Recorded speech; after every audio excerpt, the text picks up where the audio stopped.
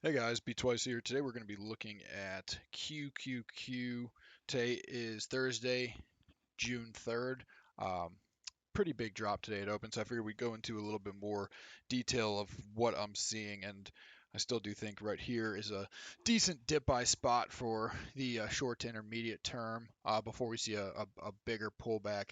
Um, so right now, what I see that we're actually doing is we're actually on the verge of a C wave. Basically, what I saw is that we topped here a couple months ago, back in I guess it was a month and a half ago, back in late April.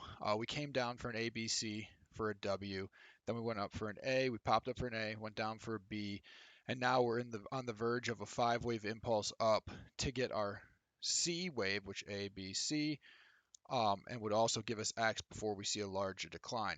So we'll zoom in real quick and we'll see what we're seeing based on what we saw today. Pull this out a little bit.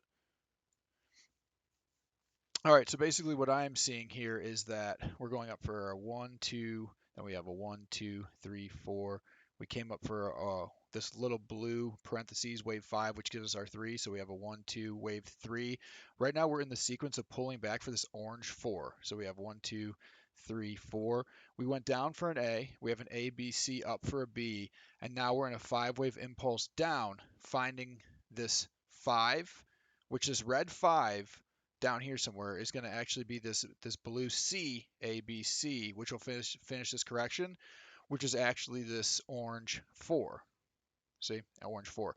So when we get down to this level, this is going to be a 3 swing. We could have bottomed there today at the low and popped, and we could have already popped up for a 1, 2.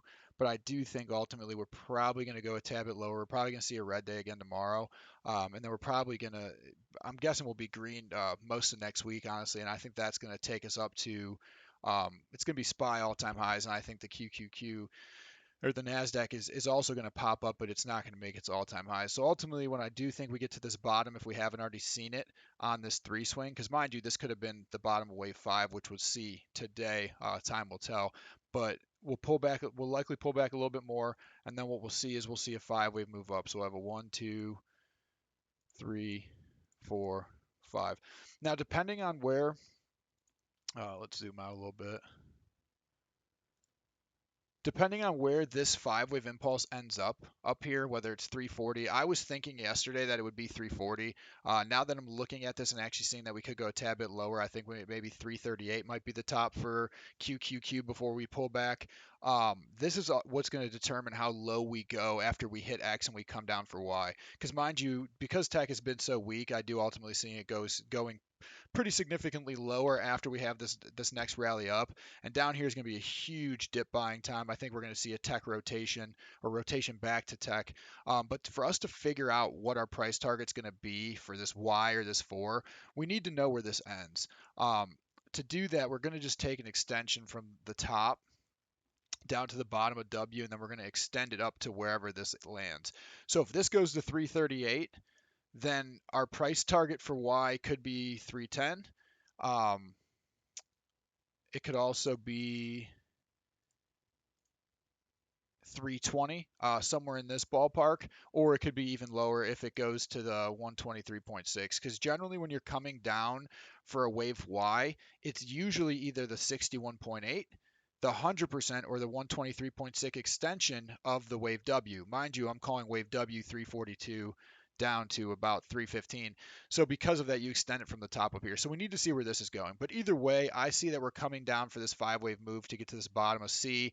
Um, if we, I thought today at open what it was could have been the bottom. After looking at it a little bit more detail now, I think we could go a tad bit lower, but not too much. Then ultimately we're going to pop up for a 1, pull down for a 2, go up for a 3, pull back for a 4, and go up for a 5.